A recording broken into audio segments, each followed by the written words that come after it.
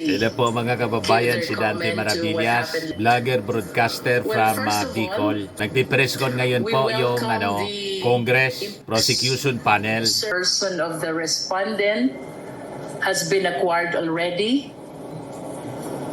She has a period of 10 days to answer.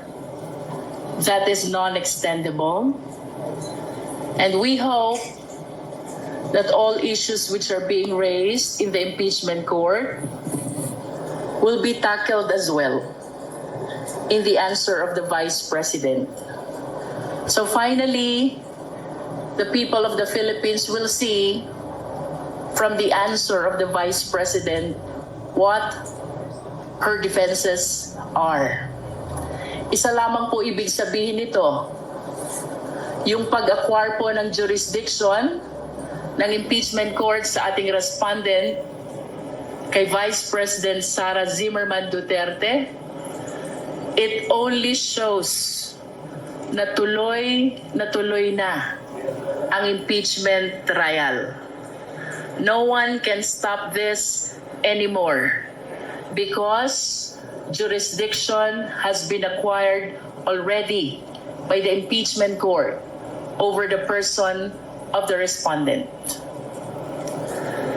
Now, with respect to the action of the Senate last night, the impeachment court requiring us to issue a certification about the compliance with the Constitution with respect to the filing of the impeachment complaint, as well as the second order, and that is for the 20th Congress to confirm whether we will pursue this impeachment complaint. Medyo ang prosecution panel po ay nalalabuan dito sa naging order ng impeachment court kagabi. So we resolve to seek the clarification of the impeachment court. With respect to the first order, application pertaining to our compliance with the Constitution in filing the impeachment complaint, we maintain our position. Sumunod po kami fully and strictly to the requirements of the Constitution. We did not violate the one-year prohibition rule. With respect to the second order, it is impossible to be complied with because, first of all, 20th Congress doesn't it. Tayo po ay nasa ika-labing-siyam na kongreso pa lamang. Mag-a-adjourn pa po and we will be looking forward na mag-convene naman ang pa-20 kongreso ng Pilipinas. That will be on July 28, simultaneous with the SONA. I wish to add, nakatanggap po tayo ng liham, or should I say, ng liham from the social media that the anticipated presentation of the articles of impeachment is canceled. Ang sabi po ng ating presiding officer ng impeachment court, the referral of the verified complaint, the impeachment court mooted already the presentation and the reading of the articles. This will be part of the clarification that we will be seeking from the impeachment court, sapagkat batid po natin na itong presentation ng articles ay bahagi ng Senate Rules on Impeachment, and we seek the guidance, we seek the enlightenment of the impeachment court so we can properly comply to the order that they issued last night. Finally, we wish to take advantage of this opportunity upang pasalamatan po ang taong bayan. Sa lahat po ng sumusuporta sa prosecution panel, sa House of Representatives. We had a mass this morning attended by different civil society groups. May mga nakasama po tayo religious leaders and even victims of EJK. Maraming salamat po. Rest assured, ang House of Representatives, ang prosecution panel, naninindigan po. Tuloy ang laban para sa katotohanan, hustisya at pananagutan. Maraming salamat po. Thank you, Madam. Who would like to give a message? If none, we will take the first question from Marian Enriquez of TV5. Good afternoon po. Marian Excited Enriquez din yung po, mic. TV5. Ma'am, thank you, Kong Jinky, and to the rest of the prosecutors want to answer. Meron na po bang update kung natanggap na po ba muna natin itong received copy ng articles, yung pinababalik po na articles of impeachment? Meron na po ba from the Senate? We have no official information yet whether the articles of impeachment, which according to you is being returned by the Senate, was received already by the Secretary General. I hope you understand that the members of the prosecution panel here has no participation whatsoever in the proceeding of the office of the Secretary. Let's wait and see kung anong official information ng SecGen. But ano pong action po ng ating prosecution team? Tatanggapin po ba itong articles of impeachment, yung pag-remand? And what was your reaction to that while watching it last night? Well, in my opinion, as one of the member of the panel of prosecutors, to give way to the clarification which we want to seek from the impeachment court, I would defer receiving the articles of impeachment from the Senate, including whatever orders they will be transmitting to us. This is not disobedience. Definitely, ang gusto lang po natin mangyari is to seek guidance and enlightenment first so we can properly comply with the order of the impeachment court. When you say you would like to seek guidance, may coordination na po ba with the Senate? Ano po yung ginagawa nating pag-usap sa kanila para maliwanagan po tayo doon sa mga orders nila? We'll be drafting the necessary motion seeking for clarification of the order which they issued last night. Ito po kasi namin kanina si Sergeant at Arms ng Senate kanina, and hindi nga wala pa Si Escudero nagpa-press con din kanina, paulit-ulit lang yung mga statements. ng Kamara ang Kalaman, pagbabalik ng articles dahil of man impeachment. kamugtakan. Kaya magpapasa po muna ng tama ba, ma'am? Yes, to give way to our efforts to clarify first the order. In my opinion, I would defer receiving the articles of impeachment, including the order issued by the impeachment court. Excuse me. Yung tatanggap ng ito, kung mayroon man, ay ang Office of the Secretary General. Hindi po namin alam kung ano ang action ng Silibanan po. Secretary General. Pero kung tanggapin niya, doon po kami mag-decide. Be that Lead as it prosecutor may, siya. kami po ay Congressman naniniwala Tibanan.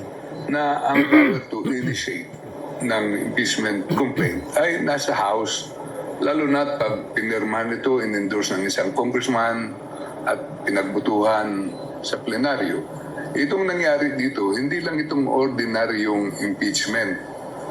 215 of our members signed the impeachment complaint.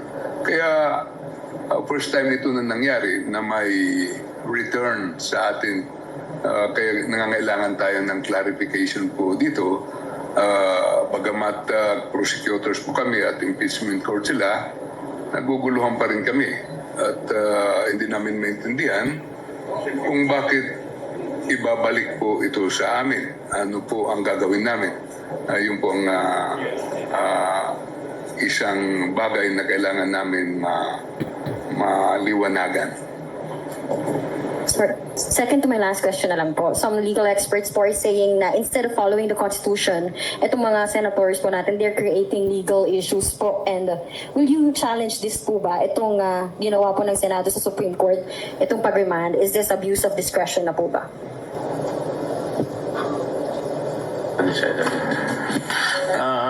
Ito pong sa ngayon ang Si Congressman Chua ng Maynila, desisyon ng Joel Chua. House Prosecution Panel is to submit clarification muna. So with respect to other legal remedies, hindi pa namin to napagdidesisyonan until such time ma-receive namin yung sagot sa clarification.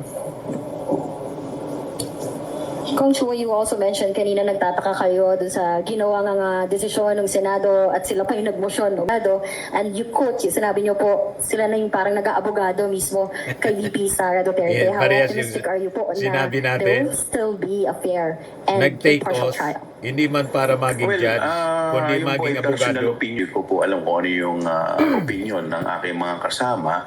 And in fact, nung aking rin pong personal na opinion, ito pong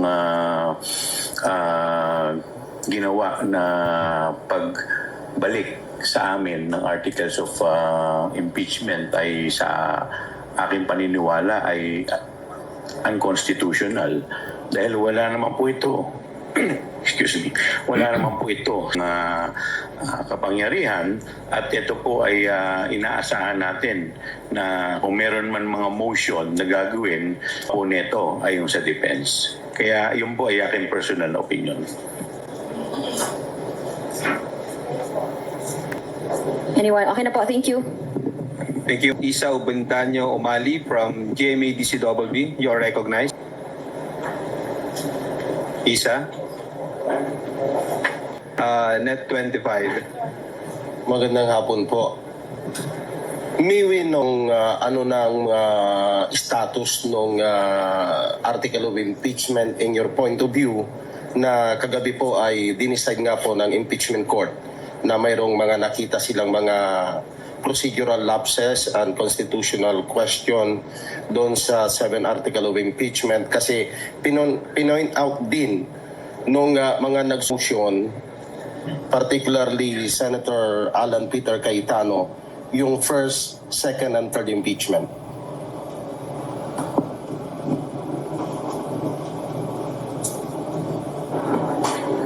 Yung nangyari kagabi ay parang produkto ng compromise nila sa Senado. Paano silang matapos matapos yung usapin. Pero sa kabuuan ay tuloy ang impeachment, ang proceedings, ang trial. Kasi pinasagot na po yung ating Vice Presidente at binigyan siya ng 10 days to answer. Ibig sabihin, buhay na buhay dahil pag sumagot ng ating Vice Presidente ay matutuloy na. Bagamat, nandun na tayo sa period na patapos na ang 19th Congress at magsisimula na yung 20th Tuloy ang Congress. Sa impeachment. amin naman, may gusto Nag-fail silang sila na ma-dismiss. Panalo pa rin po. Palagay ko po Yung nagsusulong ng ituloy ang impeachment trial. gustong makasiguro pero makikita po natin kung masatisfy kami sa hinihingi nila, wala namang problema nga yun. Parang certification requirement lang. At any rate, it is presumed that there's the presumption of regularity in the performance Dilatory of po, official functions. tactics. Lahat ng nasa gobyerno, yan po ang presumption. At maliwanag ito na 215 na nag-endorse sa impeachment complaint. So, ang take namin, tuloy po ito. So in your point of view as prosecutor, particularly Tuloy. Congressman o Woman Listro, ma'am, na nag-acquire na ng jurisdiction yung impeachment court dahil pinadala na ng summon ang respondent. Pero hindi kaya yung summon na yon pending the action of the Senate last night na kine-question nila yung regularity ng article of impeachment, hindi kaya yun magamit ng depensa para questionin nila na anong sasagutin nila doon sa summons? Well, in fact, the article of impeachment was remand to the House of Representatives. Under the rules, and even in ordinary courts, not just the impeachment court, yung service ng summons, that triggers acquisition of jurisdiction. Ayun. And that is why I said earlier, we welcome this development. Bagaman naguguluhan po kami dun sa order kagabi, we are happy and thankful to the impeachment court because finally, the summons has been served already to the Vice President. And as I have stated, this only shows tuloy na tuloy ang impeachment trial. I wish to believe na yung hinihinging certification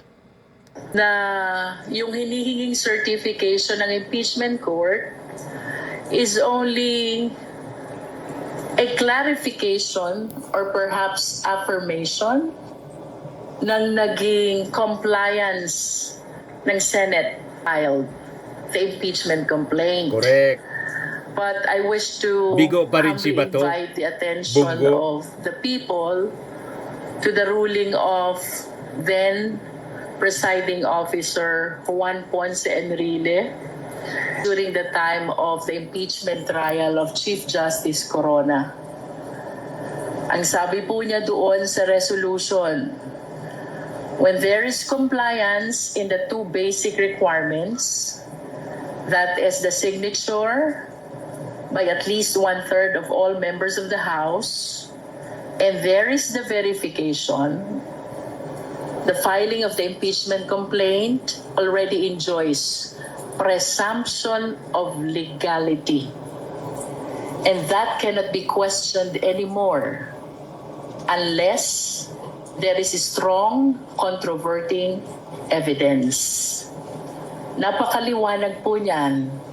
And I believe that this is still a very good law which should guide our impeachment court. No? Gusto ko lang pong balikan yung inyong question kanina. Anong status ng articles of impeachment considering that there are efforts to return? I humbly believe that the case is very much active and alive. Why?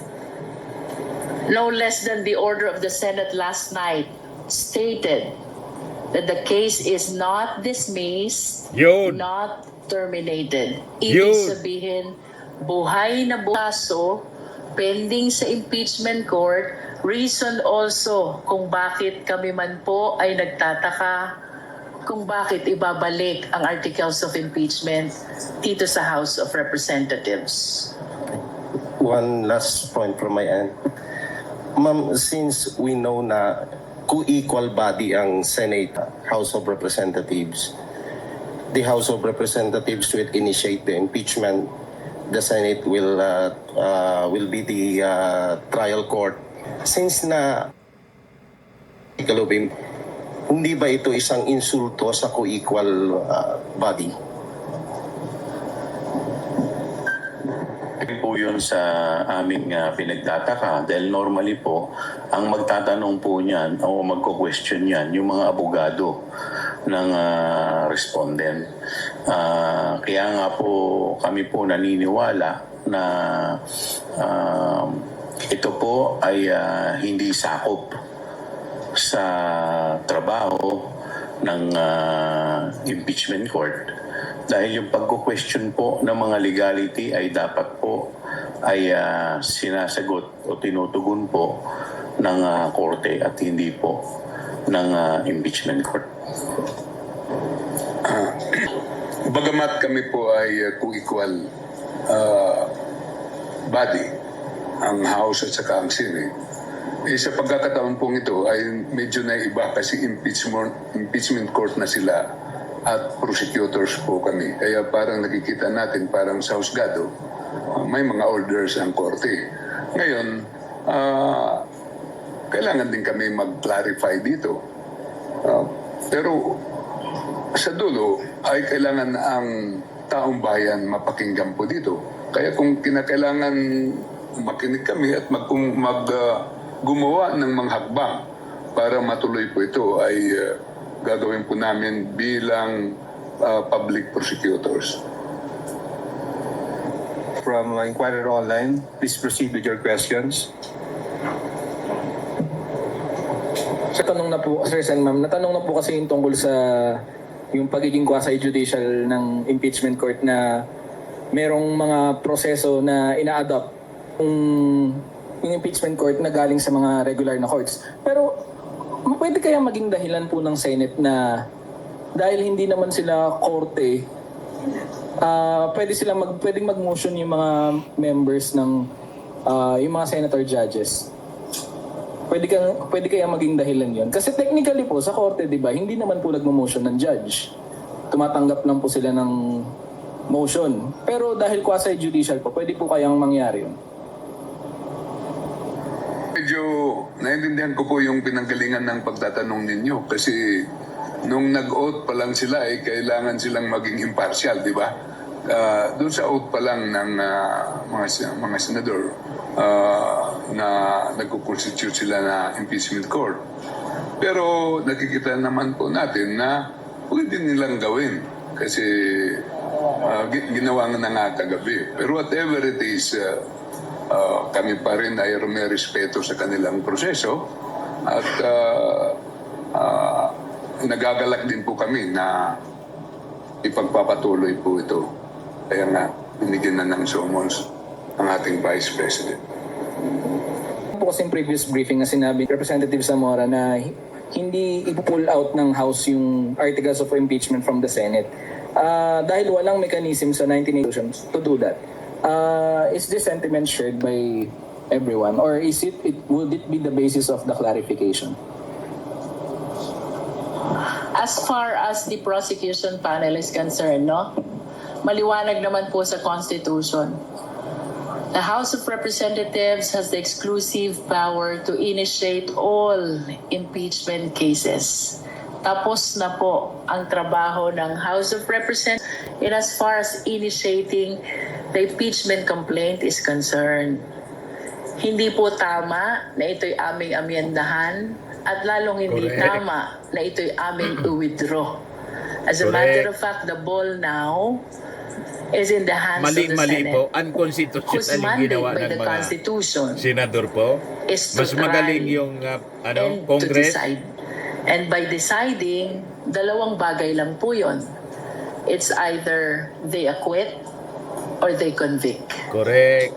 Sabi ng mga constitutionalist. Question po from my end.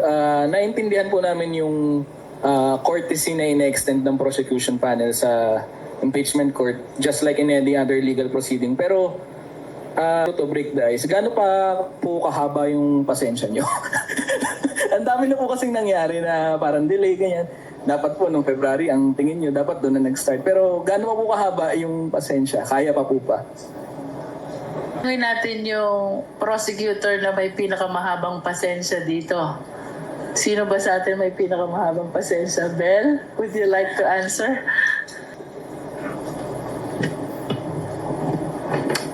Opo, Si mapagpasensya po Ben kami. Zamora. At kami naman po, ginagawa lang naman po namin ang trabaho namin under the Constitution. So, kung ano man po ang sagot namin sa maski anong press briefing, maski anong interview, we are all united in following the Constitution and lahat po ng gagawin namin henceforth will be under the Constitution and under the Senate impeachment rules. Very respectful, cordial, mga kababayan ng mga I'm making my pananalita own ng ating matter. mga prosecutors. kasi iba po yung personalidad ng House. Si Akop. Kami, as members of the House, kami as the prosecution group. Kaiba po yun. As members of the House, co-equal kami. Pero as prosecutors, we obey yung mga orders ng mga judges. Di po ba? So, kami sumusunod sa mga utos ng impeachment court because we are the prosecutors. Pero kung the way I look at it, yung pong communication is addressed to the House. So, yung House leadership ang magkukuha nito. Magde-decide. Hindi po kami ng mga prosecutors. Yun lang po ang take ko rito. Marami po salamat. Ang tanong hanggang saan yung pasensya po namin.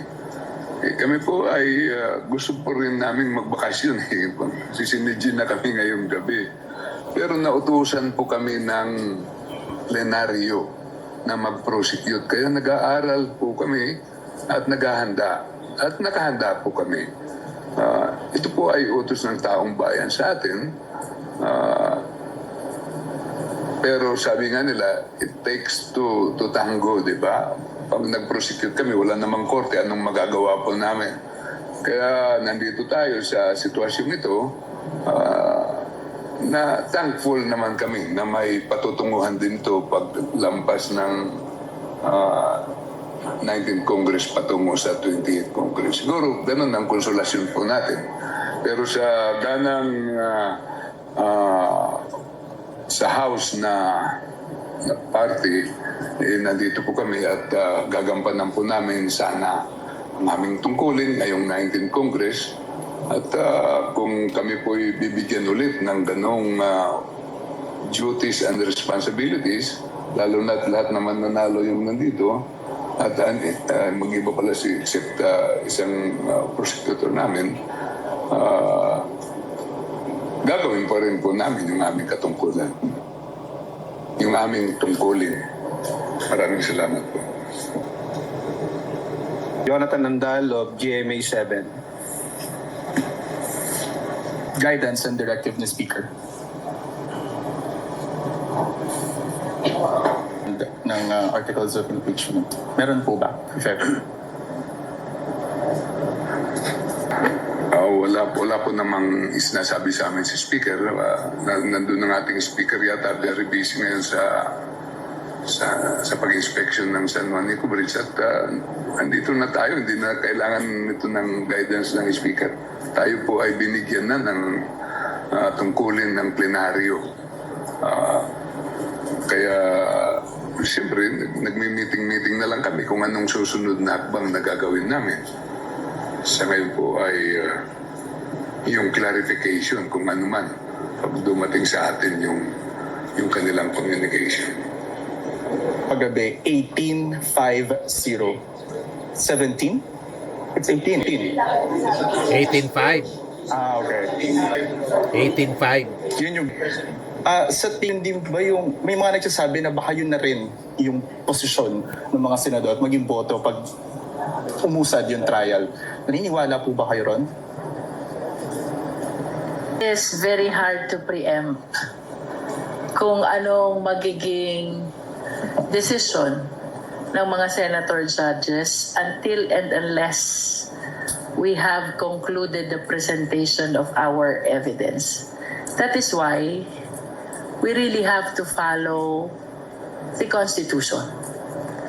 And the mandate by the Constitution to the impeachment court to try and to decide. No?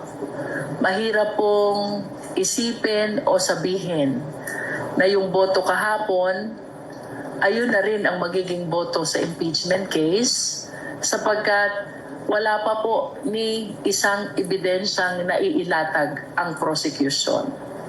No? Until and unless we are presentation of all the evidence, I think that's the time we begin to ano kaya ang magiging boto ng ating mga senator judges. Okay. Vivian Gulia from ABS-CBN. Go ahead. Okay. Ma'am, as far as the Senate is concerned, ang decision po nila ay i-remand sa House of Representatives yung articles of impeachment, but ang House po ayaw munang tanggap articles of impeachment while seeking clarification. Will it be accurate to say na mayroon pong deadlock? I don't think so. We are not defying the order. We are not disobeying the order. What I said earlier, we are deferring the receipt until we are clarified on the actions taken by the Senate last night. Ano ba yung tatlong actions? Number one, they're asking for the certification of the House of Representatives that we complied with the requirements in filing an impeachment complaint. Itong requirements po na ito ay ang pagpirma ng at least 1/3 of all the members of the House and the verification, of course, at non-violation of the one-year bar rule. We are certain, and it is in the face of the impeachment complaint, that we are fully and strictly compliant with the requirements of the Constitution. Kanina nabanggit ko na rin po ang resolution ng then presiding officer Juan Ponce Enrile, when there is compliance with the first two basic requirements, the filing of the impeachment complaint already enjoys the presumption of legality, that it cannot be questioned anymore unless there is strong evidence to the contrary, no? Pangalawa, they're asking for the confirmation of the 20th Congress, whether it will pursue the impeachment complaint against the Vice President. How can this order be complied when the 20th Congress does not yet exist? Wala pa pong 20th Congress. Nasa 19th Congress pa lang po tayo. So, who will comply? The second. Number 3, bagaman ito po'y hindi order nila, but I saw a letter in the social media, rendered moot ang presentation of articles because the verified complaint has been referred already to the impeachment court. Ito po'y gusto namin mag-clarify lahat sapagkat yung una, we are fully compliant with the Constitution. Yung pangalawa, wala pang 20th Congress. At yun pong pangatlo, the presentation of articles, that is part of their own rules. And we are ready to present the articles. Why suddenly biglang rendered moot when no less than the impeachment of the Senate provides for the same? Again, defy. We do not disobey.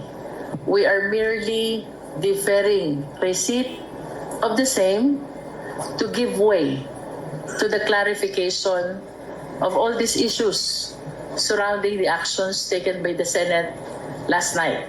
That is in as far as I am concerned, as part of the prosecution panel, because as I have said earlier, hindi naman po bahagi ng trabaho ng prosecutors ang pagtanggap nung ibinabalik na articles of impeachment, including the receipt of whatever order issued by the Senate, especially if it is addressed to the House of Representatives. Let us wait and see as to the action that will be taken by the Office of the Secretary General. Pero may assurance po ba na susunod kung halimbawa ma-clarify na po or depende pa sa magiging response ng Senate? As soon as this is clarified, and the clarification is in accordance with the Constitution, the Senate rules on impeachment and other existing laws, we will certainly abide. Dahil kagaya ng sinabi po ng aking mga kasama, ibang usapan to, impeachment court ito. Sila po ang judges at kami po ang prosecutors. We are morally bound to follow the orders of the impeachment court. Clarification lang din, ma'am, kasi last day na po ng session today. So wala po bang compliance na mga kailangan ng House plenary action? At this point, what we are considering is to prepare a motion seeking for clarification. Sa tingin niyo po ba yung ikalawang utos ng Senado ay parang admission na rin na pwedeng tumawid sa 20th Congress itong impeachment trial? That's the way I see it. And that's one of the several things that I wish to welcome. Yun pong kautosan nila na address sa 20th Congress, indeed, is an implied admission already that we can continue the impeachment trial until the 20th Congress. Final clarification. Yung withdrawal ng impeachment complaint or articles of impeachment by the House, it's off the table. Tama po ba yun? And are you considering to bring the matter to the Supreme Court? About the impeachment complaint being withdrawn, that is outside the power of the Congress already, because we have concluded our function and power to initiate the impeachment complaint. Tapos na po yun. The ball is already in the hands of the Senate, whose duty is to try and decide. No? Walang amendment, walang withdrawal na manggagaling po sa House of Representatives. Hindi po yan pinapayagan ng Constitution. And then your next question? That is a matter that we have yet to discuss. Ma'am Jerbel, clarification lang kasi ang sabi ninyo, since nag-acquire na ng jurisdiction ng impeachment court dun sa impeachment case, doon sa nakita nyo na na-post sa social media that renders moot and academic, yung supposed to be today a presentation na ng article of impeachment. Miwino, kumbaga, clarification, tinututulan nyo yung cancellation ng presentation since the impeachment court acquired the jurisdiction on the matter. We are not opposing. We are seeking clarification. And perhaps if the impeachment court will issue an order that the presentation of the article is impliedly complied with, we may accede to that. We are just following the Senate rules on impeachment. And the presentation of the articles is one of the significant part of their own rules on impeachment. Siya subing-subing is now acknowledged. Po, medyo related din po sa question ni Ate Vivian kanina. So, kailan at paano po magsisik ng clarification sa Senate if Congress adjourns signed by today po? I mean, the past few months has shown us that the Senate refuses to convene into an impeachment court kapag walang session po. So, I guess, is it possible na yung 20th Congress Senate na po yung makapagbigay ng clarification sa House po on their motion kagabi? That's the question to the good-looking prosecutor, Rog Gutierrez.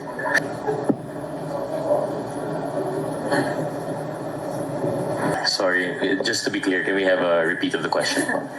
Very clear. Kailan and paano po magsisik ng clarification yung House prosecution regarding the move by the Senate yesterday? Kasi as the past few months have shown us, hindi po ayaw mag-convene ng Senate as an impeachment court kapag walang session. And so we can expect that until June 30. So is it possible na sa 20th Congress Senate pa po magkaroon ng clarification sa mga tinatanong ng House? To be frank lang po, I don't think it'd be a fair statement to say we cannot preempt the impeachment court. We cannot substitute their decision. We cannot say for sure that they will not convene po, no?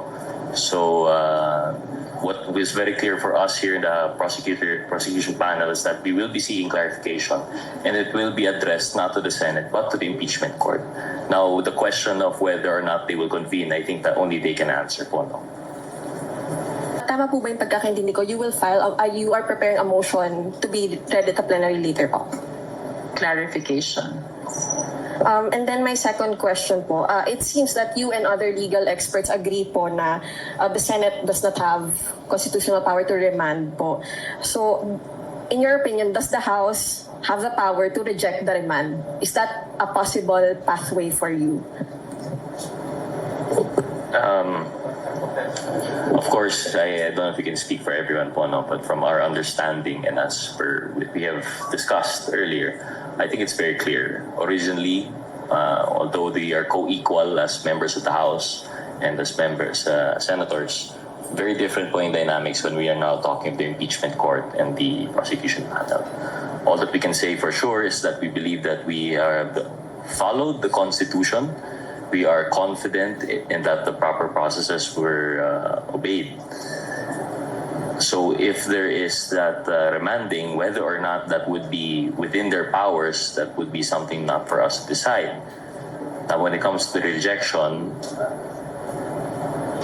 it's, for lack of a better term, we would probably, like we mentioned, we would defer po, no? Just to be clear, so we are deferring for pending clarification. Now, once the response has been received, then again we will decide po, no, if it is clear enough that it is something that we can actually comply with po, no. I hope that would clarify it. So yan mga kababayan, i-defer nila yung receipt ng pag-remand o pagbalik ng impeachment, articles of impeachment mula sa Senado to the Congress. Pending the motion, may motion sila for clarification. O ngayon, sumugod na po yung mga protesters sa Senado. Yan po sila, padami ng padami. Look, protesters fill the streets of Jokno Boulevard in front of the Senate building as they call for the Senate to take its role in impeachment court seriously as part of its constitutional duty. Mula sa Tindig Pilipinas, Magdalo Akbayan Party. Panagutin sa pera ng bayan. Padami ng padami mga kababayan. Ito po, mabalita pa, Big Business Group deeply concerned over stalled Duterte impeachment trial. Grupo ito ng MAP, Management Association of the Philippines. Sabi sa kanilang statement, we believe that the Senate has a constitutional duty to conduct without any delay or disruption the impeachment trial of Vice President Sara Duterte. Abandoning this mandate undermines the integrity of our democratic processes, sabi po nila. O ito yung kanina, yung mga prosecutors, nag-ecumenical prayer muna sila sa Batasan Complex before na nag-press con. Ito yung parte, mga kababayan, ng sinabi ni Father Flavio Villanueva. 18 senador ang mga udas na mukhang nalagad, ngunit ang kanilang mga kilos ay balasubas. Tinawag na mga hudas, balasubas, yung Senado. Bilang hari ng saligang batas, ngunit ginamit ang poder, nagbugas ang kamay, upang yumbis ang hari ng katotohanan ng biyandaya, pinili ang kamatayan at si Barabas.